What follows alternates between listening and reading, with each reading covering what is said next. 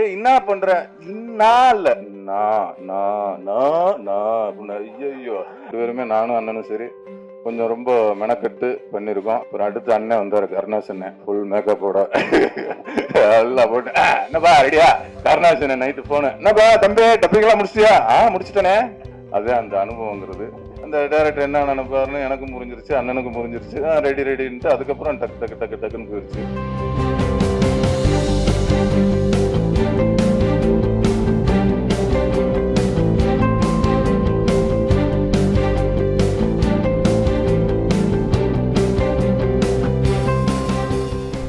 எல்லாருக்கும் வணக்கம்.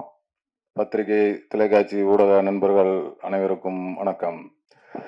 இந்த மேடையில் வந்து அமர்ந்திருக்கும் புது இயக்குனர் ராதா பாட்டில் ராதா இயக்குனர், ஜேபிபி இயக்குனர். அண்ணன் சொன்ன மாதிரி நான் அண்ணன் படம் பார்க்கலனே, பார்த்துட்டு உங்களுக்கு விரிவில் சொல்கிறேன். அப்புறம் அந்த ஆசண்ணன் நான் சொன்னோன்னே உடனே அதை ஏற்று வந்த எங்கள் அன்பு அண்ணன் எஸ்.ஆர். பிரபாகரன் அவர்கள், தேனப்பன் அண்ணன் அவர்கள், கதாநாயகி அவர்கள், ப்ரொடியூசர்லாம் அப்புறம் சொல்லுவோம், செந்தில்நாதன் அவர்கள், கவிஞர் சினேகன் அவர்கள். அவர் பாடல் மட்டும் இல்லை, இப்போ வர வர ரீல்ஸ்லேயே வந்து ஃபேமிலிக்குள்ளெல்லாம் பூந்துட்டாரு. எங்கள் வீட்டில் என் ஒய்ஃபு பையன் எல்லாம் அவங்க ரீல்ஸை தான் பார்த்துக்கிட்டே இருக்கிறாங்க. அந்த அளவுக்கு வந்து ஃபேமிலியோட ரொம்ப நெருக்கமாக இருக்குது. அவங்க போடுற ரீல்ஸும் ஒன்று ஒன்றுமே ஒரு கவித்துவமாகவும் ஒரு நல்ல கண்டென்ட்டாகவே தேர்ந்தெடுத்து போடுறாங்க. சூப்பர், வாழ்த்துக்கள். அடுத்து மாமா ரோபோ சங்கர் மாமா அவர்கள் கூப்பிடலனாலும் வந்துடுறாரு, ஏன்னா இது அவர் வீட்டு ஃபங்க்ஷன், அதனால மாமா அவர்களுக்கு வாழ்த்துக்கள். அப்புறம் வந்து நம்ம கோகுல் பங்காளி, இந்த நேரத்தில் வந்து நம்ம தாம் பங்காளி, கோகுல் பங்காளி அவங்க வந்து இந்த படத்தில் நான் நடிக்கிறதுக்கு அவங்க வந்து ஒரு முக்கியமான காரணம். ஏன்னா இந்த படத்தில் வந்து முதல்ல பிள்ளையார் சொல்லி போட்டதே அவங்க வீட்டில் தான். சுந்தர் பங்காளி வந்து இது மாதிரி உடனே வாங்க ஒரு சும்மா பேசுவோம் அப்படின்னு சொல்லி கூப்பிட்டாங்க. அங்கே போனால் அவங்க 3 பேர் இருந்தாங்க. என்ன பேசுவாங்க, எங்கேயாவது பர்த்டே பார்ட்டி இப்படி ஏதாவது பேசி ஃப்ரீயாக இருக்கீங்களான்னு கேட்பாங்கன்ட்டு பார்த்தா இந்த ஒரு படம் எடுக்கலான் இருக்கான். என்ன கருணாசனை நடிக்கிறாரு, கொஞ்சம் கதையை கேட்குறீங்க, அட என்ன உடனே கேட்பான் அப்படின்னா உடனே டைரக்டருக்கு ஃபோன் பண்ணி கூப்பிட்டாங்க. அடுத்த நாளே இந்த கதையை கேட்டோம். அதனால அந்த படம் வந்து உருவானதே தாம் பங்காளி வீட்டில் தான். அதுக்கப்புறம் வந்து டைரக்டர் வந்தார், கதை சொன்னார், ரொம்ப பிடிச்சி போச்சு.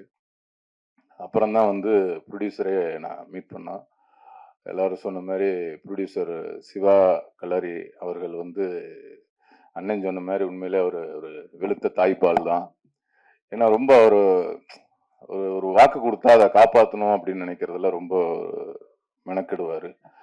அந்த மாதிரி ஒரு நல்ல கதையை பண்ணணும், ஒரு காசுங்கிறது முக்கியம் இல்லை, நம்ம ஒரு ஸ்டாண்டர்டாக ஒரு நல்ல படம் பண்ணணும் அப்படின்னு நினைக்கிற ஒரு தயாரிப்பாளர். அந்த அளவுக்கு ஒரு நல்ல கதையாக செலக்ட் பண்ணி அதுக்கான கதாபாத்திரங்களுக்கு நல்ல நல்ல ஆர்டிஸ்டை செலக்ட் பண்ணி சிறப்பாக ஒரு டைரக்டரையும் அறிமுகப்படுத்தி இன்னைக்கு இந்த ஒரு மேடையில் எல்லாரும் உட்காந்துருக்கோம்னா அதுக்கு வந்து சிவா கலரி அவர்கள் ரொம்ப முக்கியமான காரணம். அவர் இதேமாரி நல்ல நல்ல படங்களாக நடிக்கணும், அதில் நாங்கள்லாம் நடிக்கணும்னு ஆசைப்பட்றோம். அப்புறம் இந்த படத்தோட இயக்குனர் மைக்கேல் அவர்கள், ஏன்னா நான் நிறையா வந்து புதுமுக இயக்குநர்களோட வேலை பார்த்துருக்கேன். நான் வேலை பார்த்த புதுமுக இயக்குனர் எல்லாமே இன்னைக்கு கொஞ்சம் ஒரு பெரிய டைரக்டராக இருக்கிறாங்க. அந்த வகையில் இவரும் ஒரு பெரிய டைரக்டராக வருவார். ஏன்னா எல்லாருமே நான் ஒரு பசங்களாக இருக்கட்டும், களவாணியாக இருக்கட்டும், நிறைய படங்களில் வந்து எல்லாமே அவங்களோட வாழ்க்கையிலேருந்து சில விஷயங்களை, அவங்க அனுபவப்பட்ட விஷயங்களை வந்து இந்த படத்தில் வந்து அந்த ஹீரோ மேலே சொல்லியிருப்பாங்க. அது மாதிரி இதுலேயும் நம்ம மைக்கேல் பிரதர் வந்து அவர் வாழ்க்கையில் நடந்த இந்த இன்சிடெண்ட்டை வந்து இந்த ஹீரோ கதாபாத்திரத்து மேலே அந்த ஃபேமிலி இன்சிடெண்ட்லாம் நிறைய விஷயங்கள் அவர் லைஃப்பில் நடந்ததை சொல்லியிருக்கிறாரு.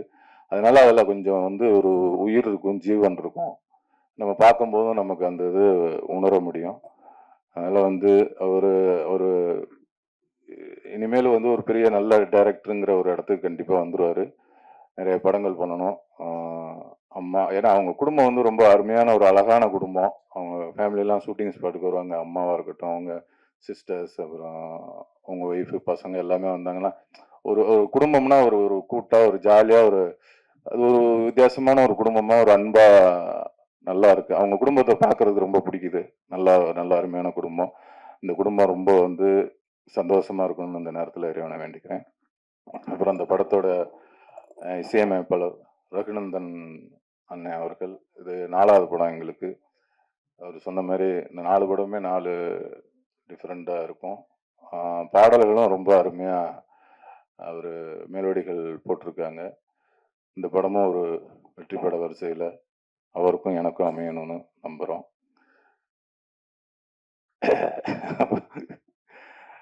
ரொம்ப நன்றி, இவ்வளோ நேரம் இருந்தீங்க. அப்புறம் வந்து நம்ம கருணாசனும் நானும் வந்து ஒரு ஒரு 15 வருஷம் பழக்கம். ஆனால் படமாக பண்ணது வந்து இதான் ஒரு 15 வருஷம் கழிச்சு இவ்வளோ அழுத்தமான ஒரு கேரக்டர் பண்ணணும் அப்படின்னு சொல்லி அதுவும் ஒரு மைக்கேல் பிரதர் மூலியமா வரணும்னு சொல்லி இத்தனை வருஷமா காத்திருக்கிறதா நினைச்சிருக்கோம். ஏன்னா அந்த அளவுக்கு ஒரு அழுத்தமான கேரக்டர்.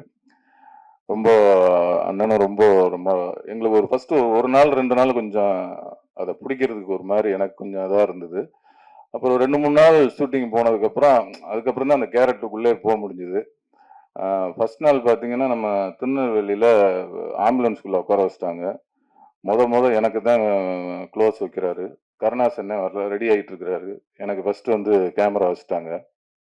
வச்சோன்னே ஓகே இங்கிட்டு பாருங்க இப்போ தான் இங்கிட்டு பாருங்க இதுதான் இப்போ அவர் அண்ணன் இதை பேசிட்டு இருக்காங்க அப்படியா அப்படின்ட்டு நான் வழக்கம் போல நம்ம நடிப்பை கொட்டினோம். உடனே அப்படி இல்லை, லைட்டாக பாருங்க, கண்ணை சிமிட்டாதீங்க, கண்ணை இங்கிட்டு பாருங்கன்னாரு. ஐயோ அப்படின்ட்டு ஒரு 6-7 டேக் ஆச்சு. அப்புறம் அப்புறம் கஷ்டப்பட்டு ஓகே பண்ணியாச்சு. அப்புறம் அடுத்து அண்ணன் வந்தாரு, கருணாசன் ஃபுல் மேக்கப்போட எல்லாம் போட்டு என்னப்பா ரெடியா அப்படின்னாரு. எனக்கா உள்ளுக்குள்ள சிரிப்பு. சரி சரி வாங்கண்ணே வாங்க அப்படின்ட்டு இங்கிட்டு வச்சாங்க கேமரா. அவர் அண்ணன் உட்காந்தாரு. என்னப்பா dialogue? Right okay right. Hello இன்னொரு வித்து இன்னொரு அண்ணே அப்படி இல்லைண்ணே. எனக்கா அங்கிட்டு சிரிப்பு. இவ்வளவு நேரம் நமக்கு டவுசர் கிழிஞ்சு அடுத்து அண்ணன் வந்தாரு டுமுட்டுனாரு. பார்த்தா அவர் அப்படியே இன்னொரு மோர் அப்படியே 3வது டேக்கில் அப்படியே என்னைய பார்த்தாரு. இப்பதானே முடிச்சிருக்கேன் நானு. அப்புறம் அவர் வர 6 டேக் போனோம். என்னப்பா அது ரொம்ப இதா இருக்காப்புல, நல்லா தானே பண்றேன் என்ன ரொம்ப அப்புறம் போக நல்லா வரணும். நல்லாத்தான் பண்றேன்னு சொல்ற மாதிரி பண்ணா நல்லாத்தான் வரும். நமக்கு வர்றதானே தம்பி நம்ம பண்ண முடியும் இல்ல அப்படின்னாரு. இல்லைண்ணே நல்லா தானே இருக்கு, பண்ணா கொஞ்சம் நல்லா இருக்கும்ட்டு. அப்புறம் அவரும் 2 நாளைக்கு அப்புறம் இந்த 2 நாள் இந்த ஒரு மாதிரி கஷ்டம் இருந்தது. அதுக்கப்புறம் 3ஆம் நாள்ல இருந்து அந்த டைரக்டர் என்ன நினைப்பாருன்னு எனக்கும் புரிஞ்சிருச்சு, அண்ணனுக்கும் புரிஞ்சிருச்சு. ரெடி ரெடின்ட்டு அதுக்கப்புறம் டக்கு டக்கு டக்கு டக்குன்னு போயிருச்சு. அதெல்லாம் முடிஞ்சதுக்கு அப்புறம் அப்புறம் டப்பிங் பேசினாங்க. டப்பிங்ல இப்போ கரெக்டா என்னைய தான் ஃபர்ஸ்ட் கூப்பிட்டாங்க. அதே மாதிரி டப்பிங்ல நான் வேற முத சென்னை ஸ்லாங் பேசியிருக்கேன் இதுல. அதுல போனோன்னே சென்னை ஸ்லாங் ஏய் என்னையா குறையா ஏயா குந்திரியா ஏய் சாப்பிட்டியா துண்டியா இது ஜாலியா பேசிடலாம் அப்படின்ட்டு போனா துண்டியா துண்டியா இல்லைங்க, அது அந்த டூ போடக்கூடாது. டூ பிரதர் ஐயோ ஐயோ ஏய் என்ன பண்ற இன்னா இல்ல அப்படின்னு. ஐயோ நாவா ரெண்டாவது கஷ்டப்பட்டு முடிச்சு டப்பிங் ஒரு 4-5 நாள் ஒரு வாரம் போச்சு, முடிச்சிட்டேன். அண்ணன் கரெக்டா அடுத்து அண்ணன் கருணாசன் நைட்டு போன என்னப்பா தம்பி டப்பிங் எல்லாம் முடிச்சிட்டியா? முடிச்சிட்டனே. உங்களுக்கு நாளைக்கே எனக்கு உள்ளுக்குள்ள சிரிப்பு. என்ன தம்பி சிரிக்கிற? இல்லண்ணே ஒண்ணும் இல்ல நாளைக்கானே. சரி போயிட்டு வாங்கண்ணே போயிட்டு வாங்க. தம்பி நீ நினைக்கிற மாதிரி இல்ல, நான் ட்ராக் வாய்ஸ் பேசி வைக்க சொல்லிட்டேன். போனோன்னு அந்த பேசுறத பார்த்து பேசி விட்டுருவேன் அப்படின்ட்டு அண்ணன் ஒரு ஐடியா பண்ணி ஃபர்ஸ்டே பேச வச்சுக்க சொல்லிட்டாரு டைரக்டர். அதுக்கப்புறம் ஈஸியா போய் அவர் அண்ணன் பேசி விட்டாரு. அதான் அந்த அனுபவங்கிறது. காக்கி அவரும் காக்கி போட்டிருக்காரு.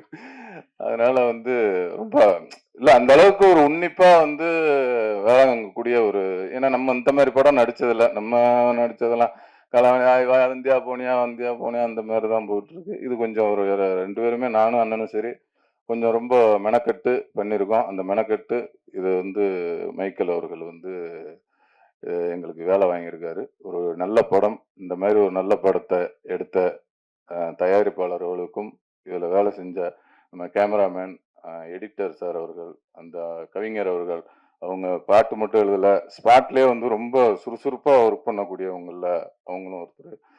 அதனால் இந்த படத்தில் வேலை செஞ்ச அனைத்து டெக்னீஷியர்கள், அனைத்து உதவி இயக்குநர்கள் எல்லாத்துக்கும் இந்த நேரத்தில் நன்றி சொல்லிக்கிறேன். அதேமாதிரி மேனேஜர் வெங்கட் அண்ணன், கண்ணன் அண்ணன் எல்லாருமே ரொம்ப சப்போர்ட்டிவாக இருந்தாங்க. எல்லாருக்கும் இந்த நேரத்தில் நன்றி சொல்கிறேன். யாரையும் விட்டு போயிருந்தா கூட மன்னிச்சுக்கோங்க.